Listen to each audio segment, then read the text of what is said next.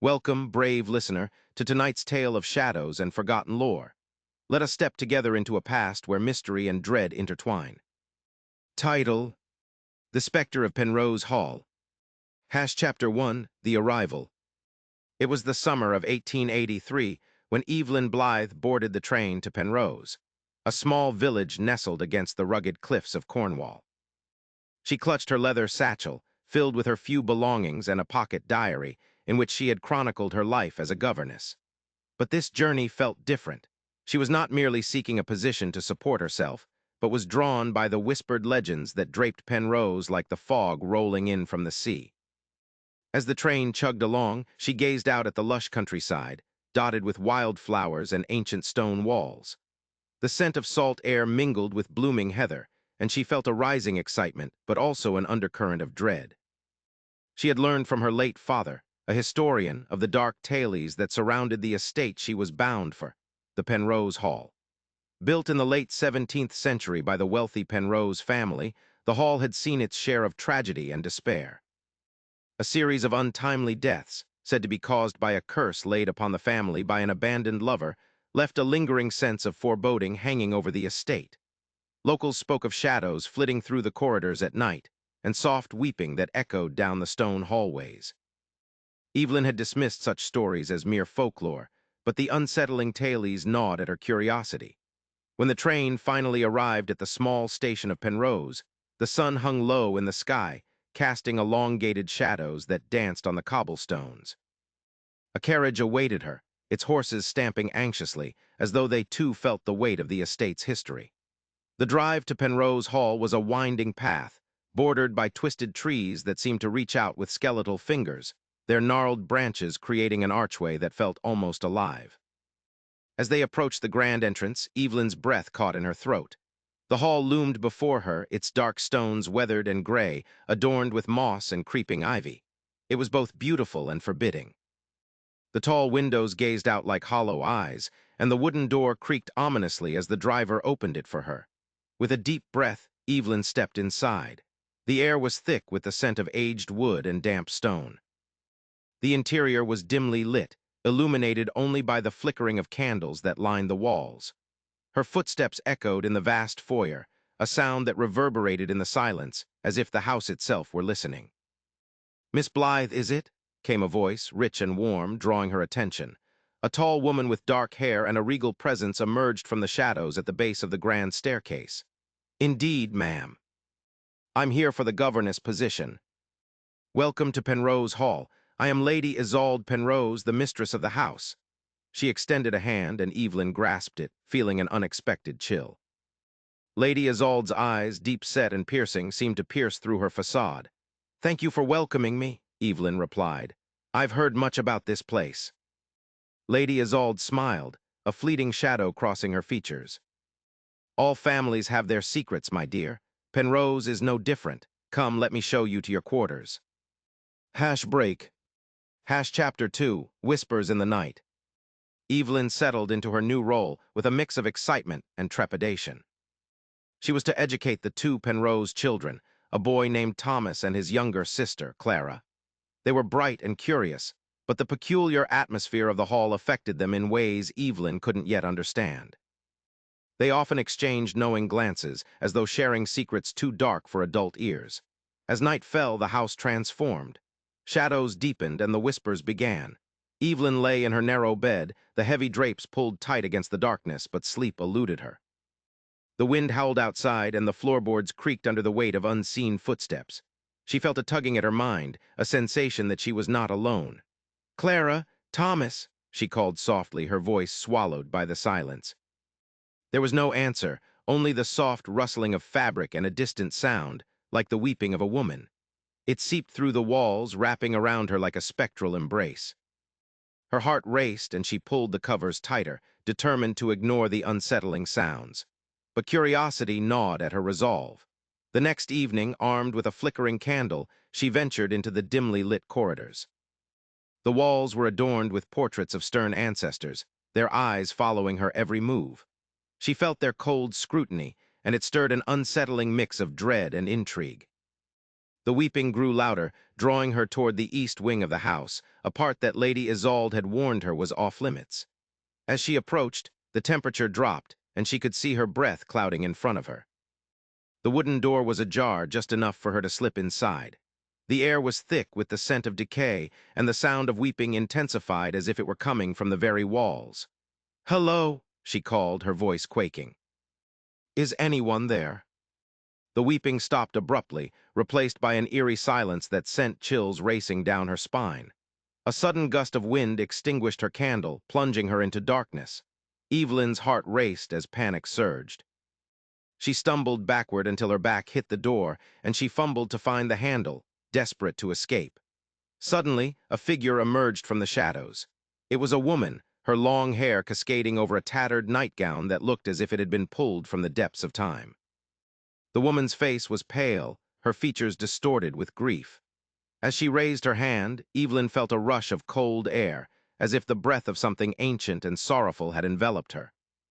"Help me," the figure whispered, her voice a mere echo of despair. "Find the ring, the curse must end." Before Evelyn could respond, the apparition vanished, leaving her gasping for breath in the oppressive darkness. She staggered out of the room, nearly colliding with Thomas and Clara, who stood wide-eyed at the door. "What have you seen?" Clara pressed, her voice trembling. I don't know," Evelyn stammered. "A woman." She was crying for help. Thomas exchanged a glance with his sister, a look that conveyed understanding beyond their years. "That's Lady Penrose," he murmured. "She's been trapped here for years, ever since the curse." Break. Chapter 3. The Legend Revisited. In the following days, the children's tales of the Penrose family became a steady stream of unsettling revelations. They shared stories of past generations, each one more tragic than the last, drowned in the sea, lost to madness, or murdered in cold blood. Lady Isolde, too, had her share of sorrow. She spoke little of the family's history, but Evelyn could see the shadows lingering in her eyes. One stormy night, the winds howled like the anguished cries of the damned. Evelyn gathered the children around the hearth, determined to ward off the growing darkness that enveloped the hall. "Tell me, what do you know of this curse?" They exchanged glances, and it was Clara who spoke first. "It started with a betrayal. Lady Penrose was in love with a sailor. When he returned from sea, she was to marry him, but he was found dead on the cliffs." Thomas leaned in, his voice shaking with the weight of his words. "They say she went mad with grief. She cursed her family, saying no one would ever find happiness again, and ever since, strange things have happened." "Like the woman I saw?" Evelyn asked, her heart racing as she recalled the spectral figure. "Yes," Clara exclaimed. "Sometimes, at night, we hear her weeping. If you listen closely, you'll hear her calling out for her lost love." Determined to uncover the truth, Evelyn devised a plan. She would seek out the history hidden in the dusty tomes of the library that lined Penrose Hall's walls. It was a sprawling collection, aging tomes filled with tales of ancient rituals, heart-wrenching tragedies, and arcane knowledge. As she pored over the pages, she unearthed a long-buried legend, the tale of Lady Penrose's betrayal during a stormy night much like the one they were experiencing. The townsfolk had whispered of a ring, a family heirloom said to possess great power, which had been entrusted to the sailor by Lady Penrose. It was believed that without this ring, Lady Penrose's spirit would wander, forever searching for closure. With this knowledge, Evelyn understood that the key to the curse lay not just in the past, but within the very walls of the hall. She resolved to find the ring and bring peace to the tormented soul. Break. Chapter 4. The search begins. The next morning, Evelyn gathered her courage and approached Lady Isolde, her heart pounding like a war drum. "My lady, I must speak with you about the curse and the ring." Lady Isolde's brow furrowed. "The past is a dangerous thing to unearth, Miss Blythe. Some secrets are best left buried." "I know, but I saw the spirit of Lady Penrose. She begged for help. She said the curse can only be broken if we find the ring." A flicker of fear crossed Lady Isolde's face, but she quickly masked it with indifference. "That is merely a story to frighten children. The ring is lost to time." Evelyn pressed on, "But if there's even a chance it could help." "No," Lady Isolde interrupted, her voice sharp as a cracked whip. "Leave it be, Miss Blythe."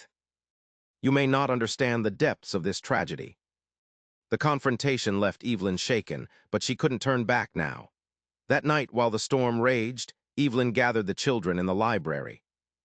"We need to search for the ring," she whispered, the flickering candles casting ghostly shadows on the walls. "What if Lady Isolde finds out?" Clara asked, her voice laced with fear. "Then we must be careful," Evelyn replied. "But if we don't try, Lady Penrose will never find peace." They spent hours scouring the library, pulling down ancient tomes and moving faded portraits, but their efforts yielded nothing. Just when despair threatened to engulf them, Clara noticed a small, ornate box hidden behind a dusty globe. "Look!" she exclaimed, her eyes wide with excitement. The children gathered around as Evelyn pried the box open. Inside lay a delicate golden ring, glimmering in the candlelight. It was engraved with intricate patterns, and at its center lay a single sapphire. "This must be it!" Thomas exclaimed, his voice barely above a whisper. Evelyn held the ring carefully, the weight of its history pressing down on her. "We must return it to Lady Penrose," she said. "It belongs to her." As they left the library, a cacophony of sounds erupted around them. Clamoring footsteps, the echo of sorrowful weeping, and the piercing wind that howled through the corridors like a banshee. The air was thick with a sense of foreboding, and Evelyn felt the presence of the unseen. "Did you hear that?" Clara whispered, her eyes darting around the darkened hall.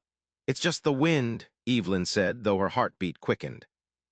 She felt as if they were being watched by something ancient and malignant. Break. Chapter 5, Confrontation. The children led Evelyn to the East Wing, where Lady Penrose's spirit had first appeared. The shadows here were more pronounced, and the air was heavy with sorrow as they approached the door to the abandoned room. "Are you sure about this?" Thomas asked, his voice trembling. "We must," Evelyn replied, steeling her resolve. "Lady Penrose needs this ring to be free." Evelyn pushed open the door, and the air inside quivered with tension. She stepped into the room, clutching the ring tightly. "Lady Penrose," she called, her voice echoing through the silence. "We found your ring." For a moment there was nothing but silence. Then the temperature plummeted and the air shimmered. The weeping returned, louder and more anguished than before. The figure of Lady Penrose materialized before them, her face a mask of sorrow. "Give it to me," she pleaded, her voice a chilling whisper that wrapped around Evelyn's heart. "Free me from this torment." Evelyn hesitated, the weight of the ring heavy in her palm. She understood now the depth of Lady Penrose's grief. She stepped forward, extending her hand toward the ghostly figure. As their hands met, a surge of energy pulsed through the room. The walls trembled and the air crackled with electricity. "You must swear to release my family from this curse," Lady Penrose implored, her voice rising with desperation. "I swear," Evelyn promised, her heart racing with the truth of her words. The moment the ring slipped from Evelyn's fingers into Lady Penrose's spectral grasp, a violent wind swept through the room, throwing the children against the wall.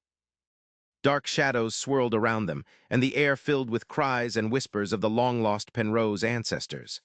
"Finally," Lady Penrose intoned, her voice resonating with power. "My love, I return to you." With that, the shadows coalesced, forming a haunting figure of a man entwined with Lady Penrose. The room lit up with a blinding light, illuminating the mournful history of the estate. Evelyn shielded her eyes but could see the two figures beginning to fade, their tormented souls finally finding peace. As the light dimmed, the wind calmed, leaving only the soft rustle of leaves outside. Evelyn and the children remained in stunned silence, the weight of what had just transpired settling heavily in the air. "Is it over?" Clara asked, her voice a mere whisper. "I think it is," Evelyn replied, her heart still racing. "I think they are free." The oppressive atmosphere of the hall seemed to lift, the shadows retreating like the tide. In the days that followed, Lady Isolde seemed less burdened, a faint glow of relief illuminating her features. The haunting weeping that once filled the halls was replaced by a new sense of tranquility, a newfound peace that settled over Penrose Hall like a gentle caress. Chapter 6. Legacy of the Haunting. As the weeks rolled into months, Evelyn remained at Penrose Hall, no longer just a governess but a cherished member of the Penrose family. The children flourished, their laughter echoing through the hallways, restoring the joy that had long been absent. Evelyn often found herself wandering through the estate, her mind drifting to the history of the Penrose family. The ring had found its rightful place, but she could still feel the echoes of those who had once walked its grounds. One evening, as the sun dipped below the horizon, casting long shadows across the manicured gardens, she strolled out to the cliffs, the salty breeze ruffling her hair. It was here she had first sensed the pull of the estate's haunting history, and now she could finally breathe in the peace that enveloped her. But as she stood, gazing out over the turbulent waves crashing against the jagged rocks, she sensed a presence beside her. Turning, she was met with the soft smile of Lady Penrose, her ethereal form shimmering in the twilight. "Thank you," she said, her voice serene and filled with gratitude. "You have given us our freedom." Evelyn smiled back, feeling the warmth of happy tears. "I only helped you find what was already yours." With a gentle nod, Lady Penrose began to fade, her figure dissolving into the golden hues of the sunset. Remember, the past is never truly gone. It lives on in those who remember. As the last rays of light vanished, Evelyn stood alone, the echoes of the hall reverberating in her heart. She understood now that the stories of the past were woven into the fabric of the present. Penrose Hall was no longer just a place of sorrow. It had transformed into a sanctuary of hope. And so, as seasons changed and time drifted forward, the specter of Penrose Hall remained, watching, guarding, and whispering tales of love and loss to those who dared to listen. Hash end. Our journey ends, yet echoes linger in the corridors of history. Thank you for listening. Until next time, keep the candles burning.